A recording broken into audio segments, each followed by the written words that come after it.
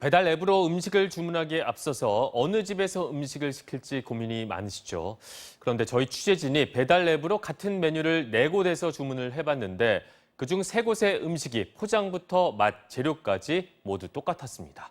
대체 어떻게 이런 일이 가능한 건지 전동혁 기자가 취재해봤습니다. 대학생들이 야식으로 갈비찜을 시켜 먹기로 했습니다. 배달 앱에서 갈비찜을 검색하자 여러 음식점의 갈비찜들이 쭉 올라옵니다. 학생들은 각각 특성을 내세운 상호뿐만 아니라 평점, 후기까지 꼼꼼히 살핍니다. 체인 같고 유명해 보이고 전국 어디 가도 있을 만한 무난한 그런 느낌의 이름을 찾죠. 배달 앱에 올라온 업체 가운데 상호가 다른 4곳을 골라 매운 갈비찜을 시켜봤습니다. 50여 분 뒤 도착한 갈비찜. 일단 갈비찜 4개 중 3개가 포장부터 똑같습니다.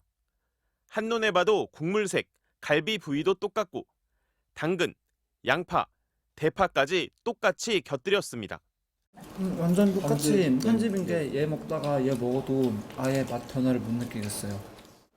어떻게 이런 일이 가능할까? 배달 앱은 음식점들로부터 건당 8만 원의 광고비를 받고 업체명을 올려줍니다. 실제 운영업체만 올려야 한다는 제한이 없다 보니 예를 들어 A 족발집이 광고비를 내고 원조 족발, 24시 족발, 엄마 족발, 아빠 족발 같은 여러 이름을 한꺼번에 올려놓는 식입니다. 페이지를 많이 차지할수록 주문을 받을 가능성도 높아지기 때문입니다. 이렇다 보니 양심적으로 실제 운영하는 음식점 상호만 올린 업주는 피해를 볼 수밖에 없다고 하소연합니다. 돈으로 다 죽이겠다 한다면 10개면 80만 원, 100개면 월 800만 원씩 내면서도 다 밑으로 밀어버릴 수 있는 거죠. 하지만 여러 업체명을 한꺼번에 배달앱에 올린 음식점도 하소연하기는 마찬가지.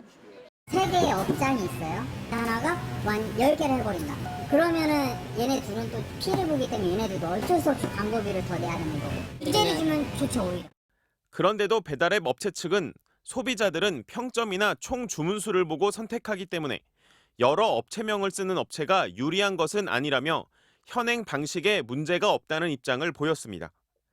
배달음식관리부처인 식약처 역시 위생에 문제가 없다면 법적으로 규제하긴 어렵다는 입장입니다. 하지만 소비자 입장에선 사기를 당하는 것과 다를 게 없습니다. 마케팅 출혈 경쟁으로 소비자의 가짜 선택까지 만들어낸 배달앱 시장은 하루 주문량 150만 건, 한 해 3조 원 규모로 성장했습니다. MBC 뉴스 전동혁입니다.